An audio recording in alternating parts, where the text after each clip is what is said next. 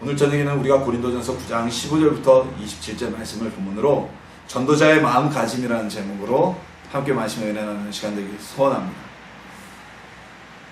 링컨, 메시, 스티비 원더, 허재, 박지성, 토머스 에디슨. 자, 이 사람들의 공통점이 무엇일까요? 전부 다 위인이라는 공통점이 있죠. 세계적으로 큰 역사의 획을 긋고 많은 사람들에게 명성을 얻게 된 사람들입니다. 그리고 이들에게 또 하나의 무슨 공통점일까요? 링컨이나 스티비 원더, 루즈벨트 대통령 같은 경우는 같은 미국인이지만 메시는 아르헨티나 사람이고요. 그리고 허재나 박지성은 한국인입니다. 국적이 다른 이들, 또한 살아간 시대가 다른 이들에게 어떠한 공통점이 있을까요? 또 하나의 공통점은 이들 모두 노력으로서 성공을 이룬 사람들이라는 것입니다. 우리가 알듯이 링컨은요, 에이브라함 링컨 대통령은 미국인들이 가장 존경하는 대통령 중에 한 명입니다. 이 대통령은 부모가 없는, 아버지가 없죠. 어머니는 계시지만 아버지가 없는 결손 가정에서 태어나서, 그리고 특별하게 뛰어난 가문의 배경이 당연히 없겠죠. 그렇다고 뛰어난 상술이나 권력의 또는 돈의 배경을 가지지도 못했습니다. 그럼에도 불구하고 에이브라함 링컨은 자신의 신념대로, 그리고 그 나라, 미국이라는 나라가 더 발전하기 위해서 어떠한 길을 가야 될지 확신을 가지고 당시의 대주주 세력이고 기존의 미국의 많은 경제력과 미국 정치에 큰 영향을 끼쳤던 남부 대지주들의 반대에도 무릅쓰고 노예 해방 운동을 시작을 하고 법적으로 노예들의 해방을 선언하게 됩니다. 링컨은요, 가진 것도 없고 선거에도 많이 떨어졌던 사람이었지만 자신의 노력과 불굴의 의지를 통해서 미국의 대통령이 되고 역사의 한 획을 긋는 위대한 인물이 되었습니다. 그 뒤에 있는 루즈벨트 대통령도 마찬가지입니다. 우리가 잘 알다시피 이 루즈벨트 대통령은 소아마비였죠. 정상적인 건강한 육체를 가진 분이 아니었습니다. 그럼에도 불구하고 미국의 거대한 세계대전을 승리를 이끌어내는 원동력을 지니고 또한 미국의 경제 대공황기를 잘 극복해내는 업적을 이룬 사람입니다. 미국이라는 나라가 우리가 알기로는 굉장히 자유로운 나라다, 누구에게나 열려있는 꿈의 나라다라고 생각할지 모르지만 사실상 미국 내에서는 계층의 차별이 굉장히 심하고요. 신분에 대한 차별이 엄청나게 심합니다. 그래서 미국의 흑인들이, 할렘가에 있는 흑인들이 화이트 칼라로 되기가 굉장히 어려움을 겪고 있고요. 그리고 미국에서 아무리 화이트 칼라로 산다고 해도 미국의 중심이라고 생각하는 필리턴 출신들의 그 후예들이 자신들에게 귀족이라고 생각하는 그런 의식이 아주 특권의식이 팽배합니다. 그래서 존 F 케네디가 대통령이 되는데 가장 큰 어려움이 있었던 것은 존 F 케네디가 비록 백인이었고 많은 돈을 가진 사람이었지만, 든든한 배경을 가진 가문을 지닌 사람이었지만 아일랜드 출신의 주류업자 그리고 카톨릭 교인이었다는 것이 가장 큰 걸림돌 중에 하나였습니다. 이처럼 신분의 격차가 큰 미국에서 링컨과 루즈벨트는 그 격차를 뚫고서 자신의 노력으로 성공을 이룬 사람입니다. 또한 지금 세계적인 축구선수, 제가 살아있는 사람들을 원래 예화를 드는 걸 별로 안 좋아하는데요, 메시 있지 않습니까? 메시는 이제 지금 현재 실력으로 자신을 증명하니까요. 자, 메시 역시 엄청난 노력으로 오늘날 세계 최고의 축구선수의 반열에 오른 선수입니다. 메시 키가요 165로 제가 알고 있습니다. 165면 딱 제가 165거든요. 저만한 거예요. 아마 메시가 한국에서 태어났으면요 국가대표 프로팀 못 들어갔을 겁니다. 워낙 키가 작았기 때문에. 우리나라 같은 경우는 모든 운동이 마찬가지죠. 모든 운동의 기본은 피지컬이잖아요. 피지컬이라고 그러나요? 모든 운동의 기본은요 신체 조건입니다. 특히나 축구 같은 경우는 더 크고 더 체격 좋은 선수가 발을 뻗어도 더 멀리 뻗고 몸싸움을 해도 이길 확률이 높죠. 근데 메시는 어땠습니까? 그가 뛰어난 제공도 가지고 있었지만 포기하지 않고 끝까지 노력해서 그 작은 키에도 180이 넘는 선수들이 질비한 세계 최고의 리그에서 승승장구하고 바롱드르 상을 여러 차례 수상하는 자타가 공연하는 세계 최고의 축구 선수가 되었습니다. 스티비 원더는 우리가 잘 아는 팝 가수죠. 앞을 보지 못하는 장애인입니다. 시각장애인입니다. 이 스티비 원더는요 두 눈을 다 보는 많은 사람들이 이루지 못했던 세계적인 가수가 되었습니다. 비록 눈은 보이지 않았지만 꾸준한 노력으로 건반 연주에 실력을 갖게 됐고 노래를 하게 됐고 그리고 노래를 작곡하는 팝 계열에 있어서 팝 역사에 있어서 한 획을 그은 대단한 인물입니다. 뭐 허재나 박지성도 마찬가지입니다. 허재, 한국의 농구 테크니션 중엔 슛의 도사는 이충이라고 한다면 테크니션, 한국 농구에서 앞으로 향후 100년 내에 나올지 모르겠다고 불리는 최고의 테크니션, 그리고 농구 대통령이란 별명을 가졌던 허재는요, 물론 이 허재 감독이, 정 감독이 뛰어난 능력을 가지고 태어난 것은 사실입니다. 하지만 그의 이야기하면 자신은 남들이 보지 않을 때 학교에서 훈련장에서 마치고 집에 돌아온 이후에도 하루에 수백 개씩 드리블 연습을 하고 슛을 쏘는 연습을 했기 때문에 오늘날 내가 있다고 얘기했습니다. 허재만큼의 재능을 가진 선수들이 또 있습니다. 그러나 그들이 노력하지 않으면 평범한 선수에서 그치고 말죠. 박지성 선수도 마찬가지입니다. 지금은 은퇴했지만 박지성 선수도 키가 작고 그리고 왜소하잖아요. 그래서 한국에서 프로팀에 들어가지 못하고 결국은 일본의 2부 리그죠. 그 교토 퍼플상가인가요? 거기가 2부 리그로 제가 알고 있는데 그곳에 가서 뛰게 됩니다. 대학도 좋은 대학을 가지 못했어요. 뭐 고대, 연대 하면 뭐 축구계에서 양대 산맥 아닙니까? 거기다 아주대 이런 명문인데 명지대학교를 진학을 했죠. 근데 박지성이 남들보다 작은 체격 그리고 평발이라는 신체적인 어려움을 딛고서 세계적인 축구 선수가 될 수 있었던 것은 그가 그에 걸맞는 뛰어난 피나는 노력을 했기 때문이라고 우리가 볼 수가 있습니다.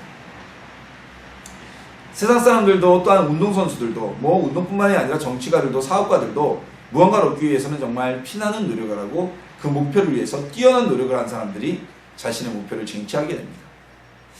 자, 오늘 본문은 우리가 바울이 전도하는 자신의 마음, 자기가 복음을 전하는 마음의 자세에 대해서 전하고 있는 내용인데요. 우리가 전도를 하기 위해서는 우리의 마음은 어때야 될까요? 그냥 대충 설렁설렁 하면 될까요? 아니 우리가 어떤 마음을 가져가야 더 많은 성도들을, 더 많은 영혼들을 전도할 수가 있을까요? 어떻게 해야 우리가 많은 사람들에게 복음을 전하고 또한 그들을 효과적으로 주님 앞에 이끌 수 있는지 그에 대해 함께 나누고요. 우리도 하나님께 놀랍게 쓰임받는 전도자들이 되기를 소망합니다. 자, 바울은 먼저 오늘 본문에서 전도하는 것은 나에게 자랑거리가 아니다 라고 말하고 있습니다. 근데 바울은요, 복음을 전하면서 전도하면서 어떠한 길을 걸었습니까? 그가 감옥에도 수차례 갇혔고요. 전도한다는 이유로, 복음을 전한다는 이유로 감옥에도 수차례 갇혔고요. 그리고 많은 사람들에게 핍박을 받아서 때로는 유대인들에게, 때로는 현지 이방인들에게 모함을 받아서 매를 맞기도 하고 그리고 암살의 대상이 되기도 하고요. 실제로 바울의 고백에 의하면 돌에 맞아 죽은 것 같이 돼서 그들이 버리고 가는 것도 2차례나 된다고 이야기하고 있습니다. 그리고 실제적으로 다메섹에서는 바울이 암살 대상이 됐다는, 바울을 죽이려고 매복하고 있는 유대인들을 피해서 성벽에서 바구니를 타고 내려서 야반도주하는 모습까지 가졌어요. 자, 그리고 바울은 자신이 가지고 있는 모든 것을 포기하고 하나님의 말씀을 전하고 복음을 전하는 일에 전념했습니다. 이 정도가 되면요, 바울은 누군가에게나 나는 이만큼 전도를 하기 위해서 노력했고, 나는 전도를 하기 위해서 이런 어려움을 겪었고, 나는 전도를 하기 위해서 이만큼을 포기했다고 자랑할 수 있는, 그리고 존경받기에 충분한 사람입니다. 오늘날의 우리 시대를 돌아보아도 바울처럼 열정을 가지고 모든 것을 포기하고 전도하는 사람은 없습니다. 저도 목사지만 바울과 같이 제가 열정적으로 이렇게 헌신하는 모습은 아닙니다. 바울 때에 비해서 오늘날은 전도한다고 누가 때리지는 않잖아요. 전도한다고 감옥에 갇히지는 않잖아요. 뒤에서 사람들이 인터넷상에서 어디에서 욕하고 그럴지언정 저도 노방전도 이곳에 와서 하면서 한 번도 대놓고 욕한 사람을 만나본 적이 없습니다. 그럼에도 불구하고 바울은 자신의 여정이 전도하는 것이, 복음을 전하는 것이 자랑할 것이 못 된다라고 말합니다. 여기에 더 대단한 것은 이 고난의 여정을 바울은 수차례나 자원하여서 반복하였다는 것입니다. 바울의 공로를 누구도 무시할 수가 없습니다. 그러나 바울은 이게 자랑할 일이 아니라고 이야기를 합니다. 왜일까요? 바울은요, 전도는 오늘 뭐 우리가 크게 얘기해서는 선교라고 하지만 제가 오늘 말씀을 전할 때는 전도라는 단어로 좀 더 친근하게, 선교 역시 전도의 큰 범위니까요, 전할게요. 바울은 이 전도는요, 내 사명으로 내가 할 뿐이다 라고 이야기하는 겁니다. 내가 사명을 받았기 때문에 내가 전도를 하는 것이지, 내가 무슨 자원에서 뛰어나서 하나님이 나에게 시키지 않은 것을 더 플러스해서 하는 것이 아니기 때문에 나에게 있어서 이건 자랑할 것이 아니다 라고 말하고 있는 것입니다. 자, 그런 거죠. 우리에게 주어진 의무가 있습니다. 학생은 공부하는 거고요. 그리고 내가 직장에서 직업을 가지고 일을 한다면 회사에서 직장에서 그 일을 하는 것이 당연한 겁니다. 근데 내가 직장에서 내가 가진 직업 때문에 칭찬을 받으려고 하거나 학생이 공부한다는 그 자체만으로 칭찬을 받으려고 한다면 이건 조금 얘기가 좀 틀려지죠. 그러나 바울은 오늘 본문에 이런 조건을 합니다. 그러나 사명으로 전도를 하지만 자신의 의로 기쁘게 내 의지를 가지고 그 사명을 감당하고 전도를 하면 그에게는 상이 얻게 될 것이다 라고 말씀하고 있습니다. 무슨 얘기입니까? 그런 거죠. 우리가 직장에서도 같은 일을 해도 열심히 해서 즐겁게 해서 성과가 좋으면 포상을 받게 됩니다. 학생도 열심히 공부해서 좋은 성적을 거두면 역시 상이 주어집니다. 하다못해 군인이요. 우리나라는 남자들의 징병제 국가지 않습니까? 국방의 의무가 있을 뿐만 아니라 여러분, 국방의 의무는 전 세계 모든 국가가 다 있습니다. 우리나라만 있는 의무가 아닙니다. 단지 그게 이제 징병제냐 모병제냐의 차이일 뿐이죠. 우리는 징병제 국가잖아요. 그래서 만 20세가 넘는 성인은, 신체 건강한 성인들은 전부 다 국방의 의무를 져야 됩니다. 현역으로 임명할 수도 있고요. 때로는 공익근무요원으로 복무를 할 수도 있고요. 사회대체복무요원 또는 현역 군인으로 모두 다 복무를 해야 됩니다. 자, 다 끌려가는 군대입니다. 제가 훈련소에서 딱 듣고서 정말 좋은 문구다. 제 군생활 내내 제 군생활의 모토로 삼은 이야기가 있습니다. 지금도 있는지 모르겠는데요. 논산훈련소에 가면 이런 얘기가 돌아요. 피할 수 없으면 즐겨라. 그러니까 그곳에서 교육을 받는 훈련병이나 그 훈련병들을 혹독하게 훈련시키는, 교육시키는 교관들이나 조교들이나 따지고 보면 다 어쩔 수 없이 그들도 군대의 의무를 다하기 위해서 징집되어진 병력입니다. 근데 그거 싫다고 징징 짜고 인상 쓰면서 날짜만 세고 있으면 시간 정말 안 가요. 어차피 하는 군생활 즐겁고 행복하게 하면 어떻게 됩니까? 열심히 하게 되면요, 상이 주어집니다. 어떤 상이 주어져요? 포상휴가가 주어지고요, 표창장이 주어집니다. 얼마나 기쁘고 즐겁겠어요. 같은 군생활을 하면서도 누구는 포상휴가 한 번도 못 받고 복무하다가 나오고, 누구는 포상휴가를 2번, 3번씩 받고 나오고, 어떤 길이 더 즐겁겠습니까? 바울은요, 하나님께서 어떤 상을 우리에게 주시느냐, 자신에게 주셨느냐, 이렇게 얘기를 합니다. 내가 가진 권리들, 이전에 있었던 지난주 우리가 나눈 말씀이죠. 사도로서의 권리, 어떤 물질을 받을 수 있는 권리, 이런 권리들을 스스로 포기할 수 있는 상을 받게 되었다라는 것입니다. 자, 포기라는 것은 무엇입니까? 내가 가질 수 있는 것, 당연히 나의 것을 놓아놓는 것이 포기죠. 지난주 말씀 나눴듯이 없는 것을 포기하는 건 포기가 아니에요. 그건 없어서 못하는 거지. 그러니까 나에게 가진 것을, 누릴 수 있는 것을 내가 포기할 수 있는 상을 받았다. 이 말은 조금 더 한 단계 더 나가면 하나님께서 나에게 포기할 수 있을 만큼 많은 복을 채워주실 것이다. 전도자에게는 하나님이 많은 상을 주셔서 스스로 그것을 포기할 수 있을 만큼의 많은 복을 주시고 스스로 그것을 포기할 수 있는 상을 주신다라고 말씀하고 있는 것입니다. 이런 측면에서 보면요, 우리 교회들이 전도상 이런 거 많이 하죠. 저도 부교육자 생활할 때 전도 현황판도 막 그려보고요, 목사님이 시켜서 해봤는데, 이런 면에서 볼 때 전도상을 주는 것, 그리고 전도 현황판을 꼭 굳이 누가 몇 명 전도 이런 걸 그려놓는 것, 이게 바른 것일까 하는 생각이 참 듭니다. 그래서 저는 제가 잘하고 신앙생활한 저희 모교에서 목사님께서는 이런 거 별로 좋아하지 않으셨어요. 상급을 하늘에 쌓아야지 이 땅에서 상급을 다 받으면 하늘에서 무엇을 받겠냐 해서 안 좋아하셨고, 물론 이제 우리가 사람들을 독려하고 사람들에게 힘을 주고 의지를 실천할 수 있는 어떤 목표점을 준다는 측면에서는 전도상을 주고 또는 전도의 열매를 맺는 것을 계시하여서 독려할 필요는 있다고는 하지만, 오늘 본문의 말씀을 보면 그건 다 무가치한 겁니다. 성경의 가르침이 아니죠. 전도를 하면 그건 당연히 사명을 다하는 것이고요. 그 상은 누가 주신다고요? 교회에서 주는 것이 아니라 하나님이 주신다는 겁니다. 제가 10수년 전에 부교육자 생활을 할 때, 제가 부교육자 생활을 하던 그 주변 같은 지역교회 중에 또 큰 교회가 있었어요. 그 교회의 이야기를 듣고 정말 참 저희 부교육자들끼리 얘기하면서 한 실수를 지은 적이 있는데요. 그 교회에서 1년에 최고 많이 전도한 사람에게는 전도상의 부상으로 당시 마티즈죠. 마티즈를 준다고 했답니다. 그리고 예배나 한켠에 정말 마티즈를 갖다 놨다 그래요. 우리가 무슨 그 경품 행사장 가면 경품입니다 하고 차례 갖다 놨듯이, 그래서 그해 가장 전도를 많이 한 성도, 가장 성도를 전도해서 등록을 많이 시킨 성도에게 그 마티즈를 상으로 주기로 하고 그 마티즈를 교회 예배당 안에 갖다 놨다는 겁니다. 그 얘기를 듣고 참 실수를 지은 적이 있어요. 뭐냐? 보험회사 지금 뭐 보험회사에서 실적 따라 상 주고 그러는 거야? 보험왕 처리하는 거야? 이런 얘기를 한 적이 있는데, 자, 오늘 본문의 말씀을 보면요, 그렇게 좋은 방법은 아닌 것 같아요. 그래서 우리 교회는 앞으로도 제 생각은 그렇습니다. 하나님이 어떤 말씀을 주실지 모르지만 저의 목회 방침은 전도상, 글쎄요, 굳이 줘야 될까? 하나님께부터 상을 받아야지. 그리고 구역별 전도표, 출석표 이런 거 저는 원치 않습니다. 제가 부교육자 할 때 그거에 대해서 엄청나게 스트레스를 받기도 했기 때문에, 하나님의 나라는요, 수치로 상을 주고 이런 것이 아니에요. 기쁨과 전함과 즐거움 가운데 하게 되면 하나님께서 그들에게 복을 주시고 나에게 주어진 상도 포기할 수 있는 권리를 소유받는 것입니다.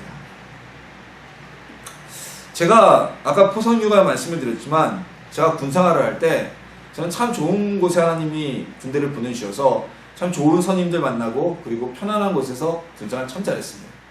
제가 스스로 늘 얘기하기를, 나는 내 인생기에 군생활만큼은 하나님께서 주신 휴학이라고 얘기할 정도로 편하게 보냈는데요. 군생활하면서 저는 대충 하려고 하지는 않았어요. 그래서 뭐 하려면 제대로 하고 아주 뛰어나게 열심히 내지는 않았지만 제가 할 수 있는 범위에서는 열심히 하려고 했습니다. 그러니까 제가 말년 때 거의 병장 전역 한 100일 남기고서 저희 부대는 이런 대북방송을 하는 부대였어요. 그래서 대북방송을 하다 보면 뭐 사격 이런 걸로 상을 주는 게 아니고, 북한에 비상사태가 벌어지면 북한에다가 스피커로 방송을 하게 됩니다. 예를 들어서 북한이 총격 도발하거나 아니면 비무장지대에서 불이 나거나, 또한 북한군이 뉴스에 나온 것처럼 NBA를 넘어서 월경을 하려고 할 때, 이때는 방송을 해야 돼요. 그리고 전시에 우리가 직접 방송을 하기 때문에 교육훈련을 항상 그걸 녹음을 합니다. 그 녹음한 테이프를 저희 부대 간부들이 듣고서 저는 몰랐죠. 저희 소장님이 교육 순시로 왔는데 이야기를 하는 거예요. 경선아 너한테 이거 참 잘했다고, 소대에서 제일 잘했다고 포상휴가증을 주려고 한다. 그런데 네가 100일도 안 남았으니까 이거 밑에 애들한테 주는 게 어떻겠니? 라고 이야기를 했어요. 제가 당연히 100일도 안 남았는데 포상휴가 하루 더 받아봐야 뭐예요? 밑에 병사들, 후임들한테 주는 게 좋죠. 흔쾌히 그렇게 하십시오. 저는 뭐 좀 있으면 나갈 텐데 다른 병사들 주십시오 라고 얘기를 했습니다. 이런 거죠. 바울이 하는 얘기가 바로 이런 거예요. 바울이 열심히 전도를 하니까 하나님이 상을 주셨고, 바울이 그 상을 누릴 수 있는 축복을 스스로 포기할 수 있는 것, 그런 권한을 주시기 하나님의 상이다 라고 말씀하고 있는 겁니다. 즉 우리도 주님 앞에 즐겁게 전도를 하면, 이 전도는 우리의 자랑할 것이 아니라 하나님의 사명인데, 누구나 다 해야 되는 일인데, 군인이 군복무를 하는 것이 당연하듯이 다 해야 되는 일인데, 그 일을 즐겁고 기쁘게 자원해서 하면 하나님께서 많은 복을 주시고 그 누진 것을 포기하고 즐거울 수 있는 상을 주실 것이라는 이야기입니다. 우리 성도님들 복음을 전하면서 전도를 하면서 내가 몇 명 전도 때 이렇게 자랑하지 않으시길 바라고요. 난 그 전도를 내가 억지로 하기 싫다고 안 하지 말고, 이건 사명이라는 것을 기억하시고요. 하나님께서 주신 명령이라는 걸 기억하시고 즐겁게 행해서 바울처럼 하나님이 주시는 복을 누리고, 때로는 그 누릴 수 있는 복도 스스로 자원하여 포기할 수 있는 겸손한 하나님의 자녀를 되시기를 소망합니다. 자, 그러면은 바울이 전도를 하기 위해서 바울은 어떤 전도의 방법을 썼을까요? 오늘날에는 조금 시들하지만 몇 년 전만 해도 수많은 전도법들이 있었습니다. 무슨 진돗개 전도법, 또 뭐가 있죠? 무슨 전도법에서 전도를 하는 엄청난 방법론들이 쏟아져 나옵니다. 예전에는 그 이슬비 전도법이었나요? 예전 한 20년 가까이 됐죠. 편지를 날마다 써서 그 사람이 편지를 받고 예수님 앞에 나오게 하는 것. 그게 어떻게 보면 오늘날 더 효과가 있지 않을까 싶은 생각도 들어요. 왜냐면 요즘에는 손편지를 안 받잖아요. 저도 손편지 받은 적이 언젠지 모르겠어요. 다 메일 보내고요, 이메일 보내고요, 문자 보내고요, 카톡으로 끝나기 때문에 정말 정성이 담긴 손편지면 오히려 사람들의 마음을 더 감동시키지 않을까? 이런 생각도 듭니다. 자, 어찌되었건 이렇게 많은 전도법들이 나오는데 바울은 어떻게 전도를 했길래 바울이 여러분 가는 곳마다 많은 교회들을 세웠잖아요.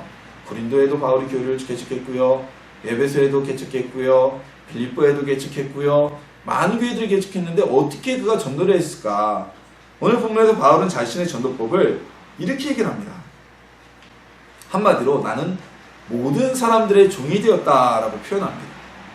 자, 바울이 종이 된 것은요, 그가 어떤 정치적인 목적으로 해서 남의 밑에 가서 굽히고 숙였다는 것도 아니고, 종이 되었다는 것은 낮아졌다는 표현이죠. 아주 극도로 바울 당시 종이라는 것은 노예였는데 주인이 시키는 모든 것을 해야 되는 존재였는데 그와 같이 내가 모든 사람에게 낮은 바 된 자가 되었다고 표현한 겁니다.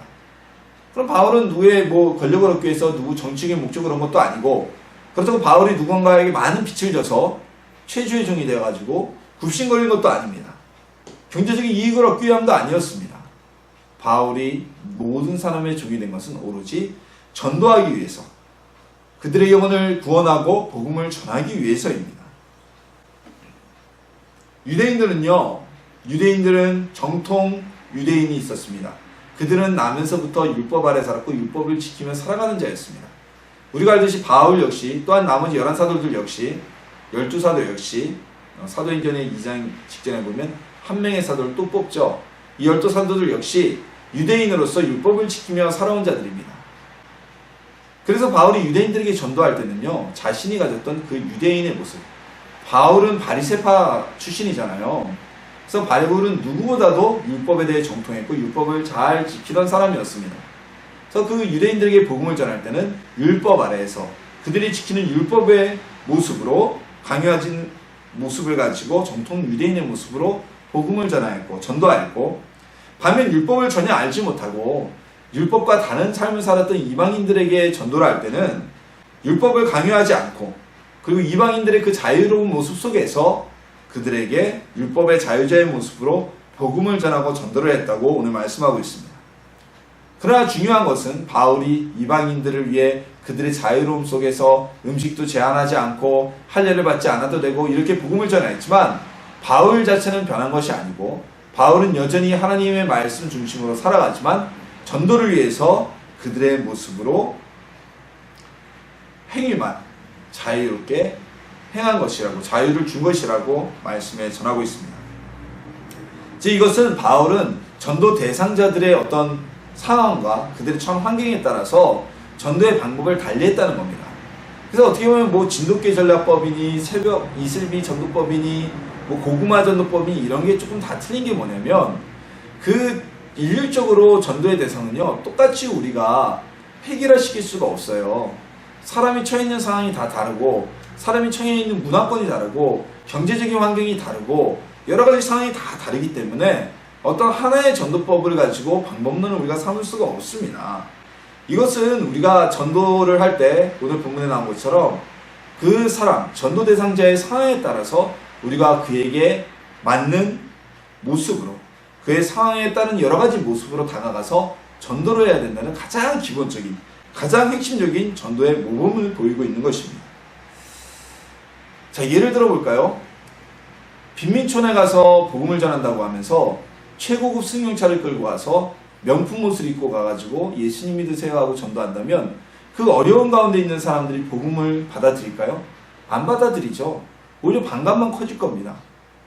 빈민촌에 가서 복음을 전하려면요, 그들과 같은, 최소한 그들과 비슷한, 아주 부자는 아니더라도 아주 가난한 모습으로 똑같이 살 이유는 없다 할지라도 그들이 볼 때 위화감이 없는 모습으로 가서 다가가서 복음을 전할 때 복음이 전해지는 것입니다.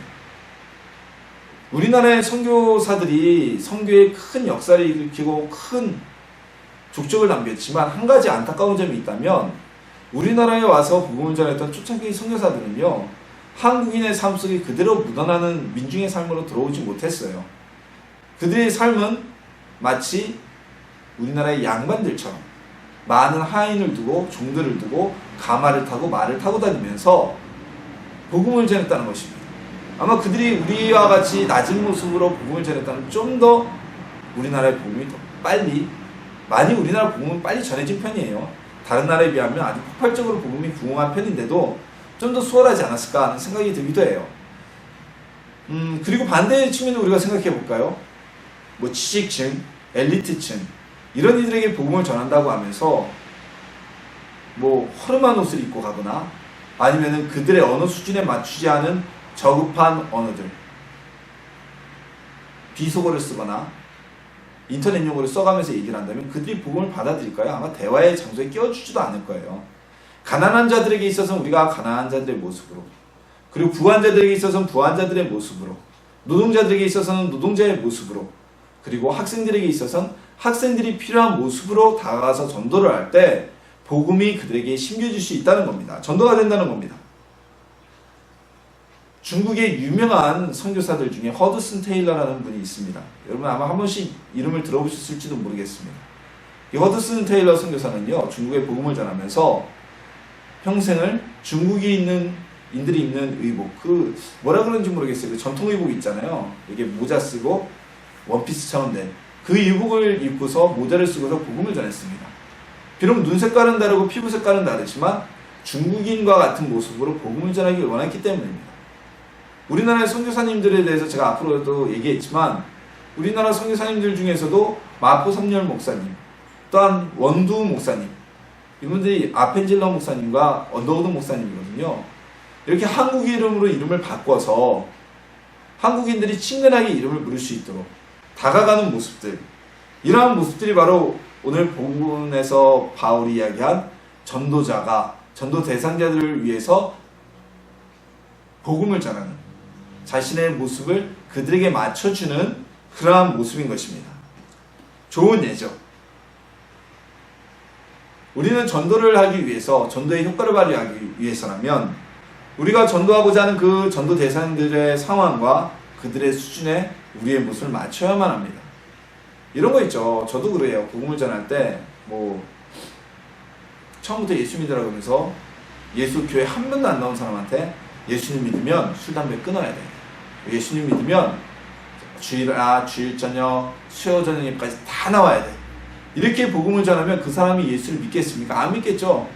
제가 가끔가다 전하면 복음을 전하면 그런 사람도 있어요. 저는 술도 마셔야 되고 담배도 못 끊어서 안 돼요. 그런 데가. 저 그렇게 얘기해요. 괜찮다고. 술 마시고 담배 피라고. 교회에 나와서 예수님만 믿으라. 그 사람 보고 술, 담배 안 하라고 그러면 교회 나올까요? 안 나오죠. 술, 담배를 펴도 좋습니다. 교회만 나오면 어떻게 되겠어요? 예수님 믿고 은혜를 받으면 끊지만 하도 끊죠. 그 사람은 아직 술, 담배가 필요한 사람이에요. 근데 그 사람한테 술, 담배 끊으라고 얘기를 하면 그 사람이 예수를 못 믿죠. 알코올 중독자들은 당장에 술을 끊을 수가 없을지도 몰라요. 그럼 그 알코올 중독자한테 술 마셨다고 막 비난하고 정죄하면은 그 사람 예수 못 믿어요. 일단 예수님을 믿고 난 다음에 조금씩 치료되고 변화되는 모습을 우리가 가져야 된다는 겁니다. 반면에 일단 사회적으로도 굉장히 이렇게 짜여진 틀에 사시는 분들이 계십니다. 무언가 규칙을 어기는 것을 괜히 싫어하시고요. 규범적으로 살아가는 이런 분들이 계세요. 소위 법 없이도 사시는 분들. 그런 분들에게는 복음을 전할 때는요, 또 우리가 예수님 믿으면 뭐 그냥 주일날만 교회 대충 일단 한번 나와보고 한 번만 교회 와보라고 이렇게 얘기를 하면 그런 분들은 또 굉장히 싫어합니다. 예수님 믿으면 믿고 안 믿으면 안 믿지. 뭐 하는 거냐고 그렇게 얘기를 하는 분들이 계세요. 우리가 빨리 파악해서 그런 분들에게는 예수님을 믿고 예수님을 믿는 방법에 대해서 쭉 이야기 나눠주고 예수님을 믿는 우리 그리스도인들이, 기독교인들이 하나님의 은혜 안에서 어떻게 살아가야 되는지에 대해서 이야기를 한다면 또 그런 분들은 그런 교회에 좋아서 많은 사람들, 평범한 사람들과 달리 예수님을 믿고 살아가야 되는 우리의 성화의 삶이 좋아서 전도될 수가 있는 것입니다. 여튼 우리는 상황과 때에 맞춰가지고 그들을 위해서, 전도 대상자들을 위해서 우리의 모습을 맞출 필요가 있다는 것입니다. 그러나 중요한 것은 어떠한 상황에서라도 예수님을 향한 내 중심과 내 신앙의 핵심은 변하지 말아야 된다는 것이죠. 오늘 본문에서 바울은 그것을 이야기하고 있습니다. 자, 그리고 전도를 하는 사람은 어떠한 마음의 자세로 그럼 전도를 해야 될까요? 제가 스포츠 경기 관람하는 걸 굉장히 좋아합니다. 뭐 농구, 축구, 야구, 배구 다 좋아해요. 근데 경기를 이렇게 보다 보면 뭐 많은 저뿐만이 아니라 여러 남자분들이 그러실 텐데 굉장히 화가 날 때가 있어요. 화가 나다 보면 참 죄송한 말씀이지만 저도 모르게 욕이 이렇게 막 이렇게 욕이 나올 때가 있어요. 자, 왜 그럴까요? 최소한 저를 돌아보면 그런 것 같아요. 경기에 져서 제가 화가 나는 게 아니에요. 경기에 질 수도 있어요. 근데 경기에 진다고 화가 나는 것이 아니라 져서도 최선을 다하는 모습을 가지고 진다면 박수를 쳐주지 누구나 다 그렇게 화를 내지 않습니다. 근데 경기를 졌다고 해서 굉장히 무기력하게 지는 거예요. 또한 경기에 이겼어도 화가 나는 경우가 있습니다. 열심히 하지 않았기 때문에. 최선을 다하지 않는 선수는 결국 어떻게 되겠습니까? 태업을 하는 선수는 그 팀에서 퇴출되어 버리고 맙니다. 오늘 바울은 우리에게 아주 유명한 비유를 다시 한번 들죠. 이 비유가 사도행전에도 바울이 하는 비유인데요. 경기장에서 경기를 뛰는 자들의 선수의 모습을 통해 우리 전도자들, 그리스도인들이 나갈 바를 마음의 자세를 표현하고 있습니다. 그리스엘라 시대에는 올림픽을 비롯해서 많은 어떤 체육 경기들이 활성화되던 시대였어요. 그것이 바로 축제였고요. 그래서 바울은 그것을 비유를 들어서 이야기를 합니다. 경기장 안에서 다름질하는 육상 경기를 하는 사람이 다 달려갈지라도 상을 받는 사람은 한 명뿐이다. 즉 그 한 명의 상을 위해서 모든 사람들이 최선을 다해서 그 승리의 관을 얻고자 노력하지 않겠니? 많은 사람들이 그렇게 이 땅에 멸류관을 얻기 위해서 우승상을 받기 위해서라도 노력을 하는데 하나님 앞에서 복음을 전하고 전달하는 우리가 하늘에 썩지 아니할 상을 보고 열심히 달려야 하지 않겠느냐? 내가 그 목표가 없다면 나는 다른 사람에게 복음을 전하고 나는 오히려 복음에서 퇴출될지도 모른다. 그래서 나는 복음을 열심히 전하는 것이다 라고 오늘 본문에서 전도자의 마음가짐을 전하고 있습니다. 전도는요 선택이 아닌 사명이라는 전제를 우리가 다시 한번 생각해 봐야 됩니다. 병사가요, 군대에 입대한 병사가 자신의 직무와 임무를 최선을 다하지 않으면 어떻게 될까요? 비록 군대에 입대하였을지라도 자신의 임무에 최선을 다하지 않으면 그는 군법에 의해 처벌을 받습니다. 군에 입대하지 아니하고 도망가면요, 그건 아예 병역기피죄로 체포가 되고 처벌을 받는 거고요. 내가 군에 입대했어도 작전이 벌어졌습니다. 그래서 위에서 명령이 내렸습니다. 경계를 철저히 해라. 근무지를 이탈하지 마라. 적을 보면 철저하게 수화하고 경계에 최선을 다하라고 명령이 떨어졌는데 이 명령은 최선을 다하지 않았어요. 경계를 하지 않고 잠을 자거나 근무지를 이탈했다면 그 사람은 병역의 의무를 이행하고 있지만 군법에 의해 처벌받게 됩니다. 이 대표적인 사례가 여러분 울진 삼척 공비 침투 사건이라는 사건을 아마 역사를 공부하신 분들 한 번씩 들어보셨을 겁니다. 1970년대 어간에 있었던 대규모 대남 공비 침투 사건인데요. 무려 100여 명이 넘는 공비들이 침투한 것으로 알고 있습니다. 이들이 침투할 때 우리 국군이 발견 못했냐? 아닙니다. 이 북한 국민들이 배를 타고서 100여 명이 넘는 병력이 침투할 때는 마침 그곳에서 근무를 서고 있던 우리 초병에게 발견이 되었습니다. 만약 그 자리에서 바로 그들을 공격했다면 이 100여 명의 군비들이 산으로 침투하지 않고 그들을 소탕하기 위해서 많은 기간이 소요되고 많은 민간인들과 군인들이 희생되는 일은 없었을 것입니다. 근데 그 군비들을 발견한 초병들이 어떻게 했느냐? 고참이었던 초병은 자신이 보고한다는 핑계를 대고 도망가서 민가에 숨어버렸습니다. 자기네들은 둘밖에 없는데 수십 명이 배를 타고 건너오니까 총 쏴봐야 죽을 건 자명하거든요. 남아있던 후임병이었던 초병은 어떻게 했느냐? 그냥 우리 소위 군대 용어로 짱 박힌다 그러죠. 숨어가지고 그 사실을 상부에 보고하지 않았습니다. 군비가 침투한 뒤에 이 사실이 밝혀졌습니다. 두 사람 어떻게 됐을까요? 제가 알기로는 한 명은 총살당한 것으로 알고 있고요. 한 명은 또 어떻게 처벌받았는지 모르지만 아직 굉장히 중한 벌을 받았습니다. 만약에 이 두 사람이 목숨을 잃더라도 군비들을 향해서 사격을 해서 주변에 총성이 나면 군대에서는 무슨 일이 벌어졌다고 비상이 걸리잖아요. 사격을 해서 최소한 군비들이 침투했다는 사실만 알려줬어도 광범위한 작전이 대대적으로 펼쳐지고 많은 사람이 희생당하는 일은 없었을 것입니다. 반대로 이들이 그렇게 용감하게 군비들을 발견하고 그 사실을 본부에 알렸다면 이 두 병사는 처벌이 아닌 오히려 무공훈장을 받았겠죠. 여러분 무공훈장을 받으면 사회적으로도 상당히 혜택이 있는 거 아시죠? 무공훈장 받은 분들은요 지하철 요금도 안 내도 되고요 공공시설의 입장료가 거의 할인 혜택을 받게 됩니다. 그리고 뭐 얼마나 명예로워요. 사망해도 국민묘지에 묻힐 수 있는 그런 영광을 얻을 수 있고요. 자손대대로도 가문의 영광이잖아요. 자, 우리도 마찬가지입니다. 전도는 우리에게 있어서 사명입니다. 사명이라 안 할 수가 없는 겁니다. 이거 해도 되고 안 해도 되는 게 아닙니다. 그렇지만 이 전도를 열심히 하면, 자유로 열심히 하면 하나님께서는 우리에게 복을 주십니다. 그리고 우리에게 많은 것을 누릴 수 있는 상을 주십니다. 그리고 우리가 전도의 열매를 맺기 위해서는 바울처럼 전도 대상자들을 따라서 우리가 그들에게 다가가는 방법, 복음을 전하는 방법을 때에 따라 바꿀 수 있는 지혜로움도 필요합니다. 획일적으로 똑같은 모습과 똑같은 언어와 똑같은 방법으로 전도를 해선 전도가 잘 되지 않을 것이죠.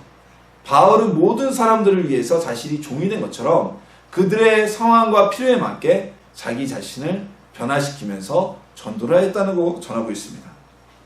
그리고 이 전도를 통해서 우리가 복음 전하는 일에 최선을 다할 때 마치 올림픽 경기장에서 금메달을 취득한 선수들처럼 우리 역시 하늘에 썩지 아니할 멸류관으로 하나님이 우리에게 상을 주실 것이라는 겁니다.